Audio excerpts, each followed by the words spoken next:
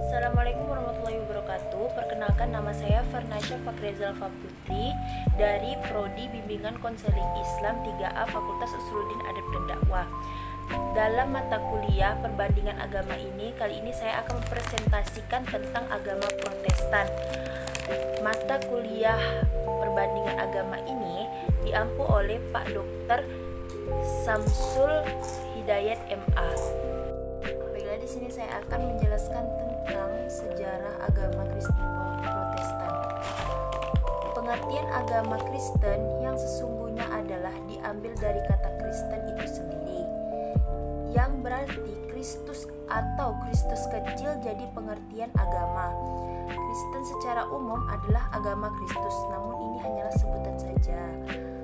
Secara garis besar, pengertian agama Kristen adalah sekelompok orang yang percaya kepada Kristus dan beribadah dengan mementingkan aspek-aspek rohani yang telah diajarkan oleh dalam perkembangan agama Kristen Protestan setelah abad pertengahan, secara fundamental dan radikal terjadi perubahan dan pembaharuan masyarakat.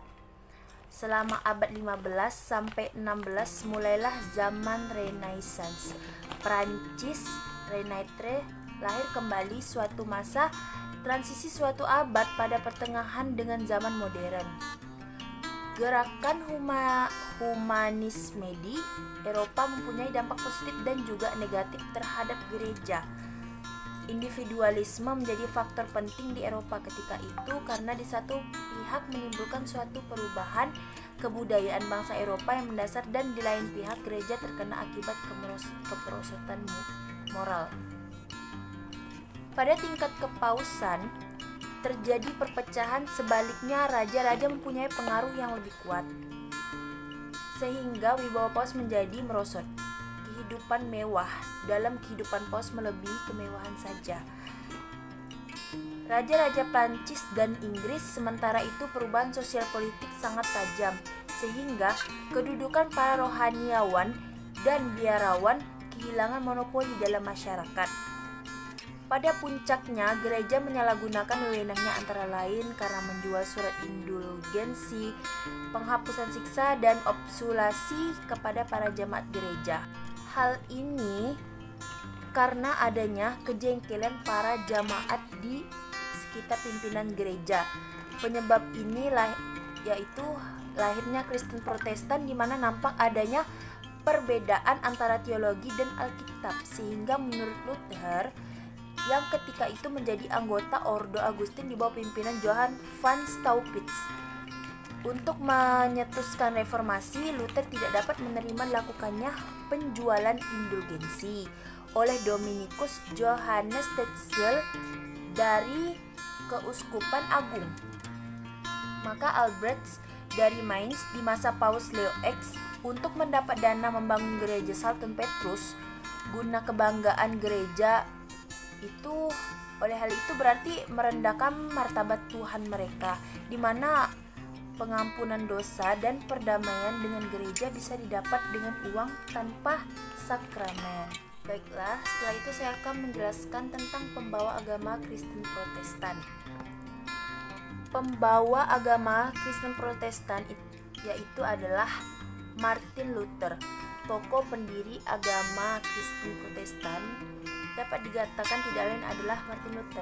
Ia berasal dari keluarga petani di Thuringia yang dilahirkan pada tanggal 10 November tahun 1483 di Eisleben, Jerman. Ayahnya Hans Luther menginginkan agar Martin menjadi sarjana hukum, maka ia harus belajar filsafat lebih dulu. Ketika dia di Erfurt, yang dominan adalah mata pelajaran skolastik. Setelah ia menyelesaikan pelajarannya ke Erfurt, ia tertimpa hujan deras dengan halilintar sambar menyambar. Karena ia merasa takut, ia berdoa. Katanya, "Santa, anak yang baik, tolonglah aku ingin menjadi rohib." 2 minggu setelah itu, ditepati janjinya, ia masuk biara Ordo Eremit Agustin yang disiplinnya sangat keras. Nah, di sini saya akan menjelaskan tentang kitab suci dan ajaran tentang ketuhanan di dalam agama Kristen Protestan.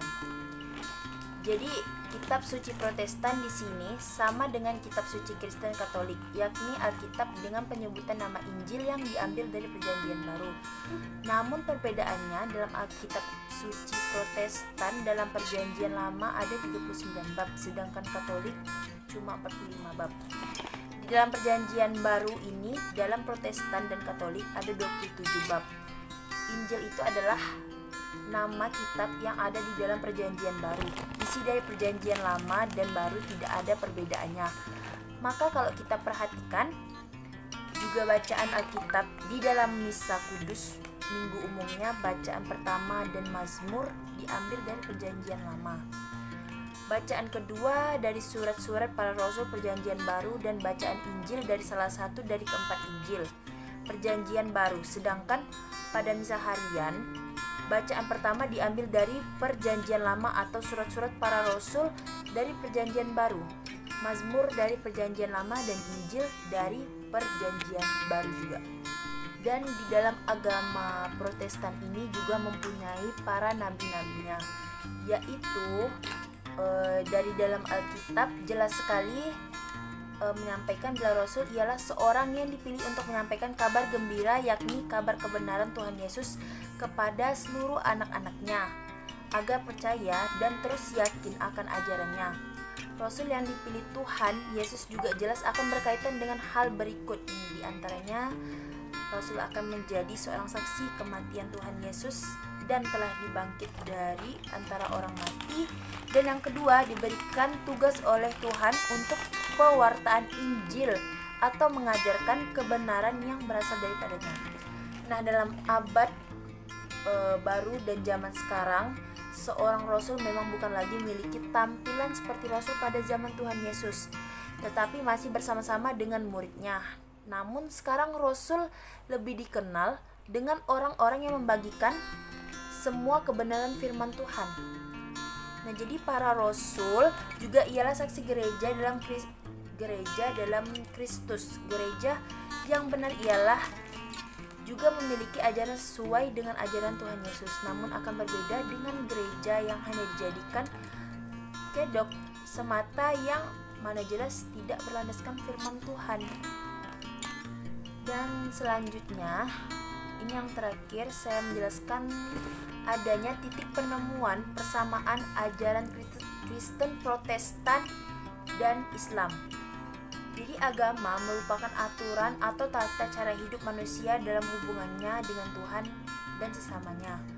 Agama dapat mencakup tata tertib upacara, praktik pemujaan, dan kepercayaan pada Tuhan. Agama juga berfungsi sebagai pedoman hidup manusia, sehingga terciptanya suatu hubungan serasi antar manusia dengan Yang Maha Pencipta. Agama bagi pemeluknya diyakini sebagai sesuatu yang luhur yang dapat membawa ke jalan Tuhan dan keselamatan hidup di dunia akhirat. Agama juga merupakan kebutuhan yang sangat menentukan dalam kehidupan pemeluknya, lebih dari kebutuhan yang lain. Dalam agama Protestan, Sidi Ghazalba dalam Abu Ahmadi menambahkan, agama Protestan merupakan hubungan manusia dengan Yang Maha Kudus yang dinyatakan dalam bentuk yang kultus berdasar doktrin-doktrin tertentu. Singkatnya, agama bagi kehidupan manusia merupakan pedoman hidup, yaitu way of life. Islam adalah agama yang memegang teguh ketauhidan, jika dalam Kristen pada umumnya dikenal dengan konsep trinitasnya, maka kelompok ini adalah Kristen Tauhid. Kristen Tauhid itu memang berbeda dengan arus besar agama Kristen yang mengakui Tuhan terdiri dari 3 sifat, yaitu Allah, Bapa Allah, Allah Anak Yesus, atau Roh Kudus. Dalam wawancara pendeta yang juga direktur publikasi Gereja Jagi Semarang, Arianto Nugroho menyatakan berbeda antara konsep Tuhan Trinitas yang dianut mayoritas umat Kristen dunia dengan konsep Tuhan Esa dan dianut sebagai Kristen Tauhid. Mungkin hanya ini yang dapat saya sampaikan dalam pemaparan sejarah agama Kristen Protestan. Sekian dari saya. Assalamualaikum warahmatullahi wabarakatuh.